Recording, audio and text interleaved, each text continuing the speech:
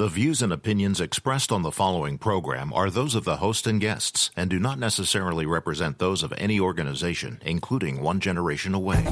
The freedom of a people to choose its leaders is the root of liberty. Keep alive this experiment in liberty. Liberty, in case you've forgotten, is the soul's right to breathe. Government should be very minimal in protecting liberty. Peace cannot be purchased at the cost of liberty. The sturdy ground of liberty. Liberty once lost is lost forever. Fight for their liberty and for our security. Guarantees individual liberty. This great republic, born alone in liberty. Liberty. Liberty. Liberty. Liberty. Liberty. Liberty. Liberty. Liberty. Just how much do you want liberty? This is Liberty Nation with Tim Donner, a production of LibertyNation.com. Cutting through the double talk, taking on the topics, going after what the politicians really mean, and making it all clear. For your freedom and your liberty. Liberty Nation with Tim Donner. President Trump and Republicans unleash a blistering attack on Joe Biden and the Democrats. So, what difference will it make? Welcome back into Liberty Nation Radio, a production of LibertyNation.com, and heard from coast to coast on the Radio America Network. The Republican Party, now fully the party of Donald Trump, unveils everyday heroes, inspirational stories of triumph through despair, a full-throated defense of the American way of life, a vigorous defense of Trump's record, and no-holds-barred attacks on Biden and the Democrats at their national convention. We'll analyze what they said and how it is likely to affect the campaign that gets underway in earnest right about now. We'll examine the question of which candidate represents the greater risk to the American people. And LibertyNation.com editor-in-chief Leesa K. Donner jumps on board to drill down on presidential polls famously wrong 4 years ago and the matter of whether we can trust them this time. So the Democrats and Republicans have now completed their primetime hours on stage, and the presidential campaign is off and running with just 2 months before Americans go to the polls. Which party gained and which lost at the end of this 2-week stretch of conventions, or was it a push? Joining us to consider the state of the race as we head up to Labor Day is our old friend, LibertyNation.com political columnist Joe Schaeffer, who has provided superb coverage of every night of both conventions. Welcome back, Joe. Oh, thank you, Tim. It's good to be here. Well, good to have you as always. So, Joe, did Republicans move the needle this week? And if so, was it more based on Trump's defense of his own record or his and his party's portrayal of Biden and the Democrats as truly dangerous to the safety and security of Americans? You know what I think a lot of it was Trump's supporters were just waiting for a party. And it was too bad in that regard that it was virtual, because if it was live, like normal, I think it would have been really rollicking. We have a controlled media in this country. They've been pushing this narrative that the Democrats are on the cusp of some forward progress revolution. And we've all had to swallow it for so long in the midst of this pandemic. I think the grassroots people who supported Trump, they couldn't wait to have a moment where we can say, let's talk about Donald Trump, let's boost him up. So I think that happened this week, and I think it's going to give him a significant boost. And, Joe Biden, you and I have both said we never believed that these polls saying he was in the lead were true. It'll be interesting to see how he holds on. Given that, I think Trump is going to have a surge. So after not saying a single word about the riots overwhelming more than 24 cities at their own convention, Democrats finally permitted Biden to go out this week to decry the burning down of Kenosha, Wisconsin. Was this a course correction that will save Biden from his previous silence about this insurrection? Or is it too little too late to reverse the image of a candidate and party which has done and said almost nothing about some of our greatest cities being overrun by criminals? Yeah, and, he didn't even do a good job answering the question. He sounded weak. It sounded like he was at one of the primary debates where they were also just subservient to the progressive left. He actually said it's right-wingers and white supremacists causing this violence. Anybody who is paying the least bit of attention knows that that's not true. But he says it anyway because I think, he is being pressured by this progressive left. And he just comes out and says this stuff. It makes him look weak. He doesn't seem to realize it. If he had made some kind of, it didn't even have to be too forceful, just some kind of lip service to law and order. And yes, we do respect the police. It would have gone so much further, but he couldn't help injecting the identity politics, it's the right wingers doing this. It's not going to help him at all. Well, now you said the expression "respect the police." Now, it's one thing to decry open insurrection, the burning down, looting, rioting, the lives ruined, the people murdered, more than 30 of them now in this urban violence. But it's another thing to go beyond that as a Democrat and say, we support the police. Do you think Joe Biden will ever be compelled to say that? Is there any circumstance in which he must? I don't think so, based on the fact that his self-appointed running mate was on the Colbert Show, and she promised people that these protests aren't going to stop. They're going to continue. They're going to make all of us uncomfortable. It almost sounded, I know she didn't quite mean it that way, but it almost sounded like she was threatening every American citizen in this country. This is how off they are. This is how off the reservation. They're not in control of their own narrative. They're undisciplined. It's crazy how much the progressive left is running this show. And we have to ask, why did you pick Joe Biden then if you were going to do this anyway? He's not – I know you said, the Trojan horse, the smiling guy is going to get them in. He's not going to be an effective communicator of this message for the next 2 months. And, this thing can really, really go downhill fast for the Democrats. And that was always the risk when you chose Joe Biden to be your nominee. I think about how quickly Jimmy Carter sunk in 1980 against Ronald Reagan in a race that was very tight until the single debate. And then when Carter went out there, he looked overmatched against Reagan, and Reagan wound up winning a 45-state landslide. And Dukakis in 1988, who came out of his convention with a 17-point lead and lost by 8 points. So that's a 25-point turnaround in a couple of months, maybe 3. So what you're saying is you think that there could be a real nosedive, a plunge for Biden. And what I find most interesting, maybe the most interesting thing of this whole Republican convention is I get the feeling that they were counting on it. That this was a very confident convention. I wrote some critical things and I stand by them, but they were. I was expecting more red meat, more hitting, more action. It was a very hey, we've got this record. We're the incumbents. We're in the White House. Come get us. And it's kind of feeling that Joe Biden can't do it. So Joe Biden is ostensibly way up in the polls. And it was a very, very confident Donald Trump last night giving his speech. And it sounded like a State of the Union address. And he was just ticking off the accomplishments and saying, this is what I'm doing. This is what I'm doing. It was the aura of a man who believes that he is going to win. I don't think he's too worried about Joe Biden. And I thought that is a great selling point for Trump, that he came across that way. Yeah, I think in 2016, he sort of forced his optimism to some degree because he had such a huge hill to climb. I agree that it seems like this time he's got a real inner confidence, having been in the job for 4 years, knowing what it's about. And importantly, Joe, finding out through a long process who he can trust, who he can't in assembling a second-term administration. But there's no question that this election to a large degree, will pivot on the perception of the person of President Trump, because no one's excited about Joe Biden. How do you think the perception of Trump, the person, changed, if at all, after 4 days of this convention?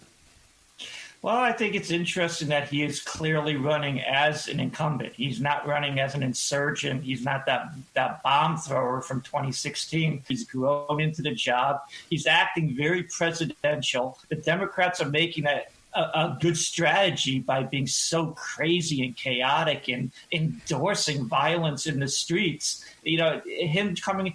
Donald Trump was considered this maniac in 2016 by the media. Donald Trump is the adult in the room now. They've actually done that. The idea was Joe Biden was to return to normalcy. And now Democrats are rioting in the streets. They're making Donald Trump, the guy they want to present as this lunatic. They're making him normalcy to people who aren't devoted to Donald Trump. They're going to see that and they're going to say, yeah, we know who the insane ones are, and it's not the president.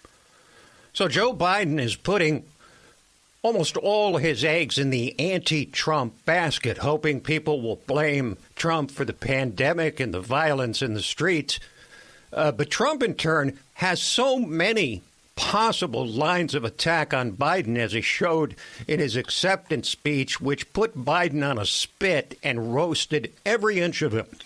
What aspects would you expect the Trump campaign to particularly focus on or emphasize in the remaining 8 weeks of this campaign? Well, I thought there were two in particular. I thought 47 years is never going to grow old. They can keep throwing that out there for the next 2 months, and it is always going to work. This man was in the seat, in the room of political power, of elite political power for 47 years. He goes back to Richard Nixon's first term, right? So he got in there before Watergate. He's been in there that long, hasn't really accomplished a lot, and he is actually running, like you said, an anti-Trump campaign. Nearly 50 years in politics, and he's not bringing any ideas of his own to the table. He's running against something else. Well, Joe, as always, we appreciate your wit and wisdom, and I know we'll be getting together again a whole lot sooner than later as we approach the crux, the heart of the 2020 presidential campaign. Thanks for joining us. Thank you very much.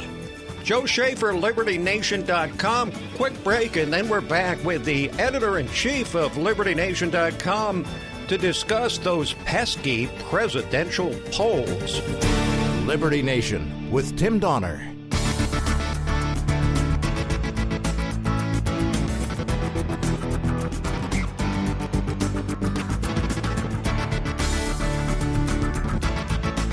We believe that all men are entitled to blessings of liberty.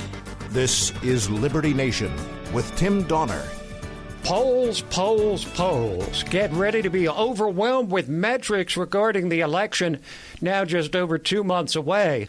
But after all the major polls, except one, completely blew it in 2016, with near universal predictions of a Hillary Clinton victory and an easy win to boot, just how much can we really rely on these same polls this time around?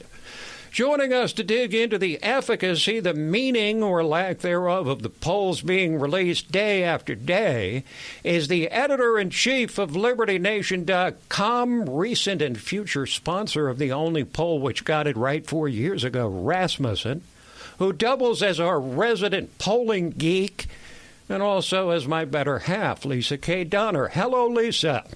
Hi, Tim. Well, you know I'm not a big numbers fan, but I must admit I love the crosstabs in the polls. It's true, and we're going to talk about them, but I want to start by playing a statement the morning after the 2016 election by John Heilman, one of the most respected inside the Beltway political analysts.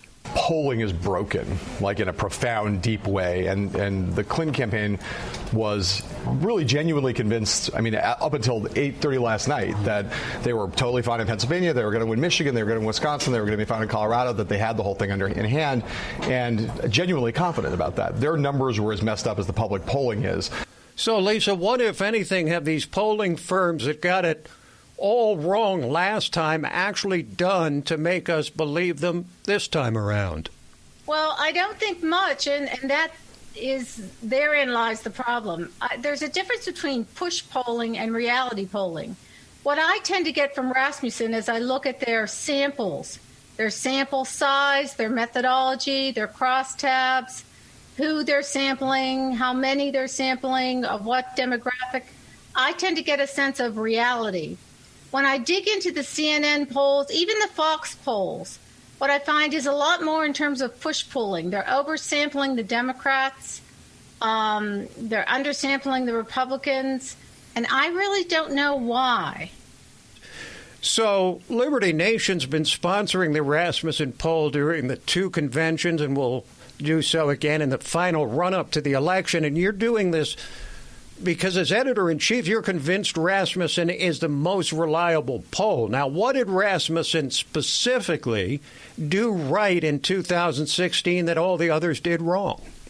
Well, let me just say this. We are sponsoring the Presidential Daily Tracking Poll by Rasmussen. I think what Matt Rasmussen does is they look at the electorate and they tend to mirror their samples demographically by the electorate. So if X amount of Democrats voted in 2016, they're going to sample X amount of Democrats. If X amount of blacks and whites and women and Latinos, and on and on. They try to mirror their sample from everything I can see. I don't see that as much in other polls. It asks a simple, direct question. Now, you've just written a piece on LibertyNation.com called "The Chicks Are Stealing the Show," all about the strong, independent women who were showcased by the GOP at their convention, from First Lady Melania Trump on down, with those pesky suburban white women who are offended by Trump's coarseness, seeming to draw a lot of attention. What kind of shape is Trump in with women voters? Well, I wrote on LibertyNation.com before the Republican National Convention that Trump really had some work to do with women. The Republican National Committee has really heard that. Ronna McDaniel has taken that to heart. And she's, I think, made an extra effort to put up strong, powerful, inspiring women. Some of them may be well-known. Some of them you've never heard of before. But my gosh, when a woman stands there and says, President Trump helped me survive from bone cancer, or President Trump helped me keep my dairy farm, and they do it in a very convincing, personal way, I think that really speaks to women voters. Now, people who study polls often talk about the so-called crosstabs, which break the numbers down into smaller subsets like black and white voters, male and female, young and old, etc. Which of these crosstabs do you find most revealing or surprising so far about the 2020 election? Well, the one for me that had a red alert for Donald Trump was the gender gap. Biden kept consistently polling better on the Rasmussen polls with women. They're not going to get black women, but they can get more black men. And I think there's a lot of chatter about that. And they can get more white women. Women's issues are generally security, education. These are the things that they vote on. Very simple, straight to the point, just the way you are with me. Leesa, thanks for joining us. Thanks, Tim. Leesa K. Donner, editor-in-chief of LibertyNation.com. Quick break, and then we're back with our signature segment, Say What? Liberty Nation with Tim Donner.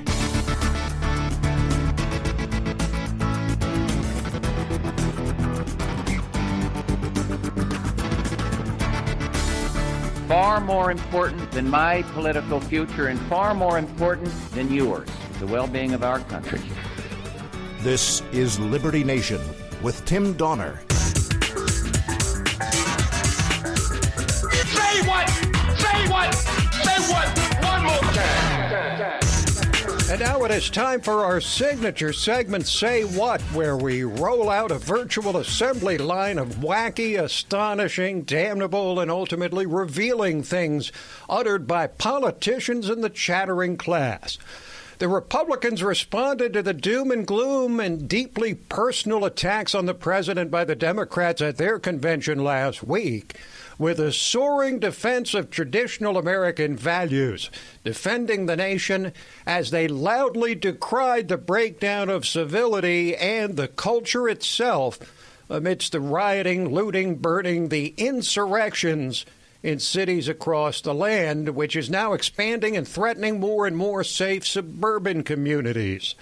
The Republican Party is offering a full-throated defense of the America we've known, while Democrats promise a different country, the completion of what Barack Obama promised and began, the fundamental transformation of America. But for all the talk of Republican virtue and Democratic intransigence, the president made one proclamation during his acceptance speech which would likely guarantee him victory if his promise is kept. We have 3 different vaccines in the final stage of trials. Right now, years ahead of what has been achieved before. Nobody thought it could ever be done this fast. Normally it would be years, and we did it in a matter of a few months. We're producing them in advance so that hundreds of millions of doses will be quickly available. We will have a safe and effective vaccine this year, and together we will crush the virus. Trump later said we might have a vaccine before the end of the year. Translation, he'll try and make the COVID vaccine his huge October surprise, leading right up to the election.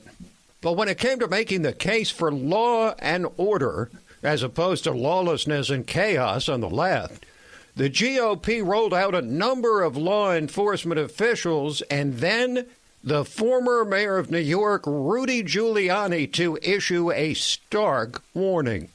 New York City, once described as America's crime capital, had become, by the mid-1990s, America's safest large city. Now today, my city is in shock. Murders, shootings, and violent crime are increasing at percentages unheard of in the past. We're seeing the return of rioting and looting. During riots, this Democrat mayor, like others, has often prevented the police from making arrests. And even when arrests are made, liberal, progressive DAs release the rioters so as not to disrupt the rioting. Don't let Democrats do to America what they have done to New York. But the Republicans did not limit their rhetoric to their opponent. The GOP understandably chose to list the many accomplishments of President Donald Trump, believing his record in 3.5 years contrasted with Biden's record over 47 years in Washington is a winning strategy.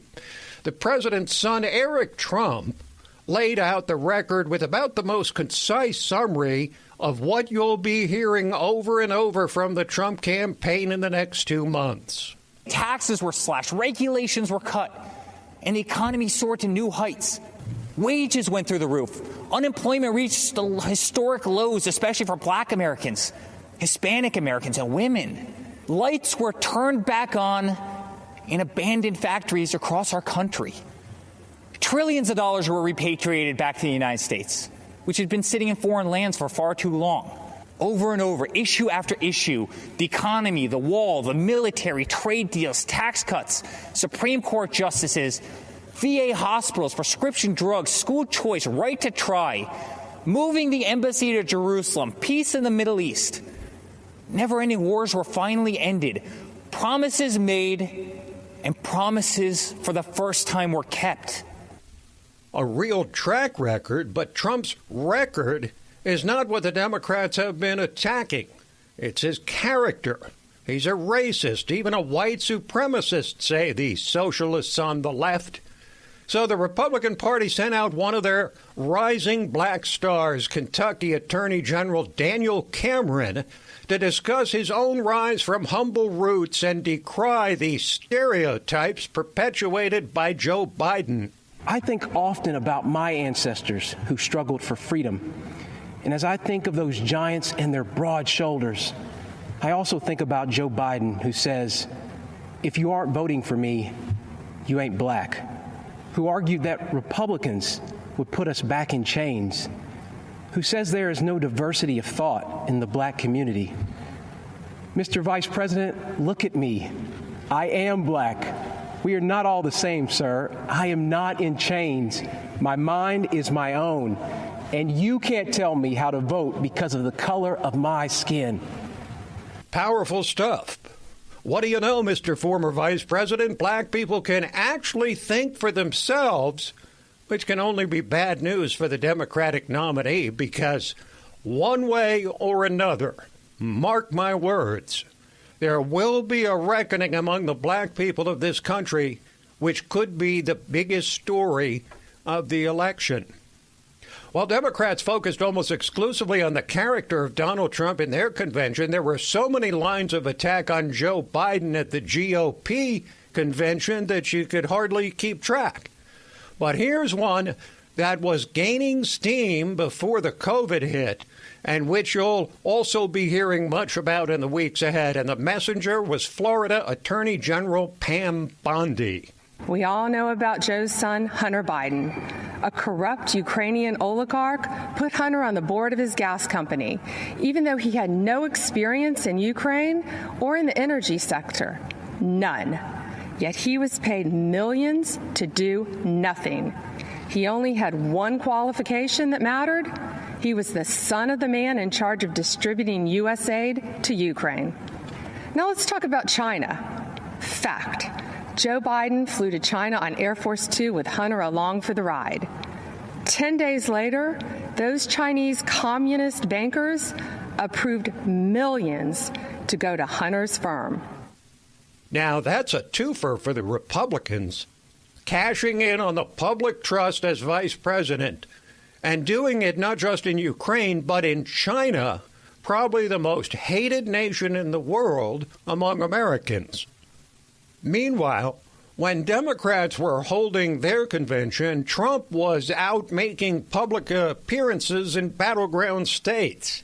But with the GOP convention on, Joe Biden had nothing on his calendar, confirming the notion that he's no longer, shall we say, up to campaigning around the clock the way you need to ordinarily in a presidential campaign, and that his strategy, at least for now, continues to be the basement strategy. Rope-a-dope. Sit back, take a pounding, and then just, well, sit back again. But Biden did submit to an interview on ABC News in which he made a most revealing statement about COVID-19. I would be prepared to do whatever it takes to save lives, because we cannot get the country moving until we control the virus. That is the fundamental flaw of this administration's thinking to begin with. In order to keep the country running and moving and the economy growing and people employed, you have to fix the virus. You have to deal with the virus. So if the scientists say shut it down? I would shut it down. I would listen to the scientists. Now, that is the opposite of President Trump, who says he will never shut down the country again during this pandemic, but would deal with regional outbreaks and provide special protections for the sickest and oldest among us. God knows what will happen to this country if a President Biden orders another national shutdown. But the most powerful Democrat in the nation, Speaker Nancy Pelosi, is busy whipping her base into a frenzy over Trump allegedly trying to suppress the vote.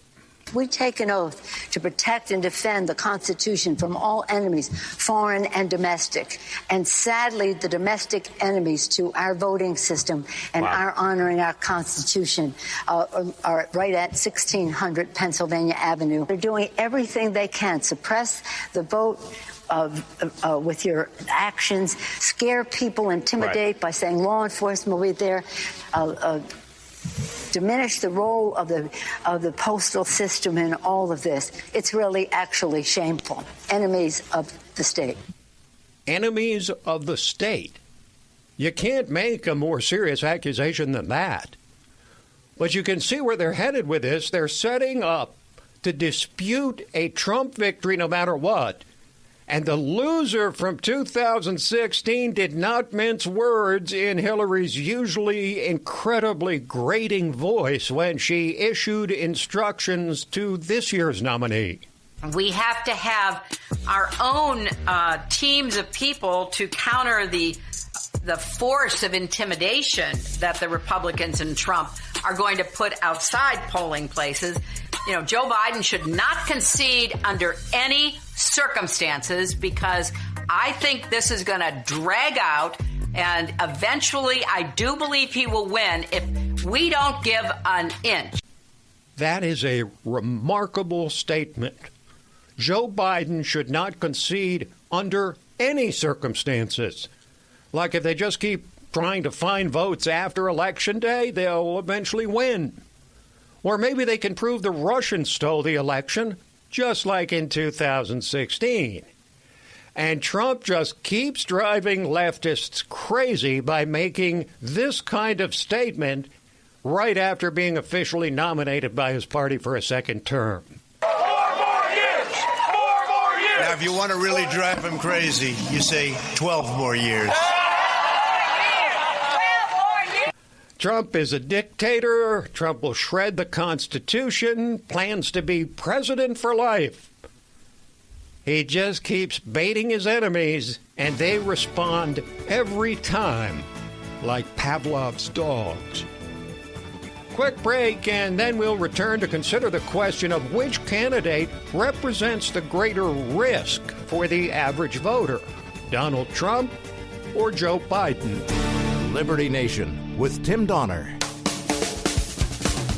No matter who you voted for in 2016, it was clear which presidential candidate represented the greater risk for the average voter.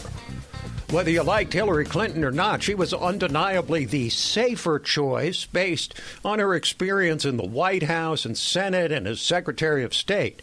You knew almost exactly what you'd be getting with the first female president in American history. Donald Trump, not so much. Okay, that's an understatement. A big one. Sure, he had all manner of huge, uniquely ambitious plans to overturn the political establishment and permanent bureaucracy that's been increasingly reviled by the American people. He delivered an unbroken string of explosively controversial statements, any one of which would have ended the career of a typical politician. He'd never even run for office before and was trying to become the leader of the free world, for heaven's sake. We had no idea if he could really pull off his swamp-draining agenda or how hard he'd really try. There was much talk of the Trump candidacy being little more than a publicity stunt, that he was seeking a job he would never get, and even if he somehow did, he'd lose interest in it after a while. Fast forward to 2020, and who represents the bigger risk this time around? The great irony is that the man who has impaled the entrenched, encrusted establishment may well be viewed as the safer choice, while his opponent, who represents a return to D.C.-style normalcy, may for good reason be viewed as the greater risk. Since Trump turned things on their head starting 4 years ago, we all know what we can expect from him in a second term. A continuing agenda of job growth, economic expansion, deregulation, the border wall, constitutionally based judges, and yes, law and order. In stark contrast, Joe Biden made clear in the words of his acceptance speech at the DNC convention and as demonstrated throughout his lengthy political career that he's actually at odds with his own party right now.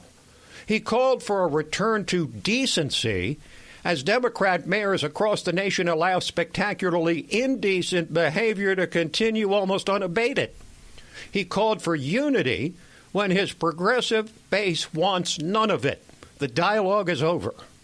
He declared that he would be an American president for all the people, while his party's increasingly overrun by those who judge solely on the basis of skin color and seek to dismantle the entire structure of what they call a systemically racist nation. Biden spoke of light and love as his party unleashed a torrent of darkness and hate on the person of Trump.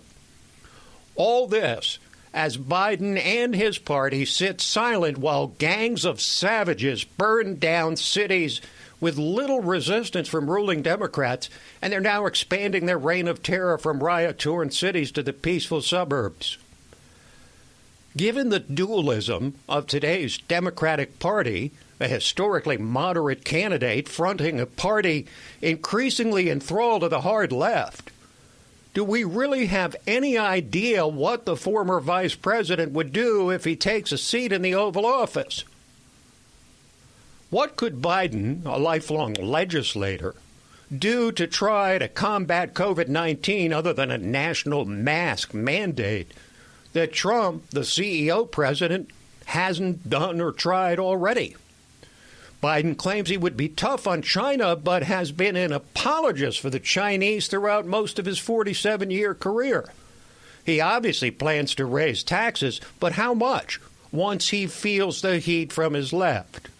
And yes, given his limited capacity, as demonstrated by a white calendar week while Trump and the GOP present a soaring pro-American convention, what are the chances Biden could even make it through a full 4 years? Will people really be voting for Biden for president or Kamala Harris? Biden promises a return to normalcy when normal on the left has become the insurrection in our streets we've been forced to witness despite an elite media blackout for, these many weeks or months. To what version of normal would we be returning? The days of Obama? Not likely, as the Democrats have obviously moved on from the first black president, finding him insufficiently radical for the times. And Obama, in turn, has seemed to show little interest in assuming an active role in the party. One of the things we'll certainly find out is whether Donald Trump was elected president only because Hillary Clinton was such a poor candidate, as many Democrats privately believe. And one look at their radical 2020 agenda provides not a hint of belief in Democrat ranks that they were rejected on substance 4 years ago. Biden is essentially calling for America to go back to the future, to return to the halcyon days when he and Obama ruled the land. But he's trying to sell a return to civility while civil unrest, tolerated if not embraced by his own party, courses through the land like a pandemic of its own. The sweep of history demonstrates that Americans are not terribly risk-averse when it comes to untested candidates seeking the highest office in the land. Skeptics declared that John F. Kennedy couldn't win because he was Catholic, Obama because he was black, Clinton because he was tarred as a womanizer and draft dodger, Reagan because he was depicted as a dangerous warmonger. They were all elected and re-elected, if you count LBJ's election in 1964 as a replacement for the martyred John F. Kennedy. The big difference this year is that the candidate who's been in plain sight for almost half a century in Washington and served as a senator and vice president might well represent a far greater risk in this most improbable year than the candidate who just 4 years ago was the very definition of the word risky. This program, Liberty Nation Radio and LibertyNation.com's own podcasts, The Uprising, hosted by Scott Cosenza, and The Rabbit Hole, Politics and Prose with our own Mark Angelides, all available on demand at LibertyNation.com and from fine podcast providers everywhere. And don't forget the new LibertyNation.com Roku channel. So that is it for this week, but we'll be back at you next week, same time, same station. Till then, this is Tim Donner saying, stand up for liberty. And we'll see you next time on Liberty Nation Radio.